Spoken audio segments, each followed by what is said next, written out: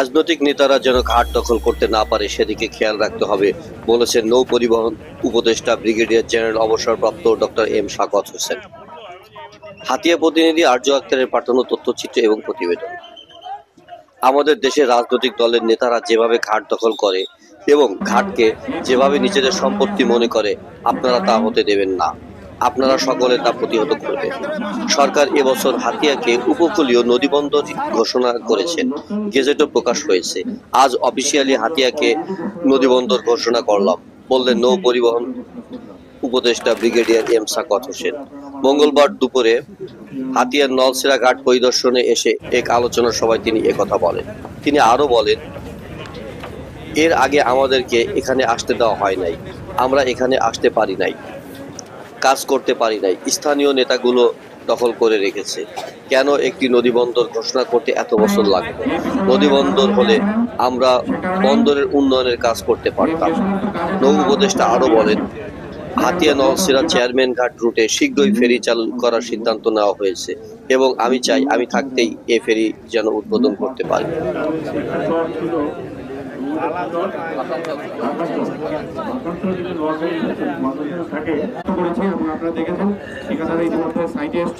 আমি তাদেরকে 1 মাসের সময় দিয়েছি, তবে এই ধরনের জায়গায় কাজ করতে গেলে অনেক ধরনের সিনারিও ডেভেলপ করে।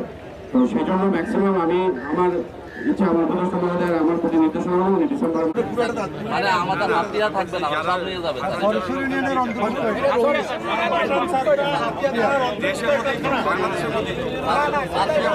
এতগুলো বছর আমরা এখানে আসতে পারি না, ঘাট করতে পারিনি, কারণ একজন আপনাদের নেতা সে পুরোটা দখল করে ফেলছে, কোথাও আসতে দেবে না। তাহলে এত বছর কেন লাগলো? একটা বন্দর ঘোষণা করতে এত বছর কেন লাগলো? কেন অন্তর্বর্তীকালীন সরকারকে? বরং আমার হতো যে আমি বন্দর আছে, বন্দরটাকে আরও খুবই উন্নত করব। এখন আমাকে শুরু থেকে স্টার্ট করতে হবে। আবার আপনারা নেতা সিলেক্ট করবেন, সে আসে আবার ঘাট দখল করেন, তার আগেই তো ঘাট দখল করার চেষ্টা করবেন। আমি সেই কথাটা বলেছি যে এটা মানুষের প্রপার্টি, সরকারের প্রপার্টি। আমরা চেষ্টা করতেছি যাতে সবার সাথে যোগাযোগ ভালো স্থাপনা করা যায়। এটা আপনাদের প্রপার্টি, আপনাদের জনগণকে দেখে রাখতে হবে।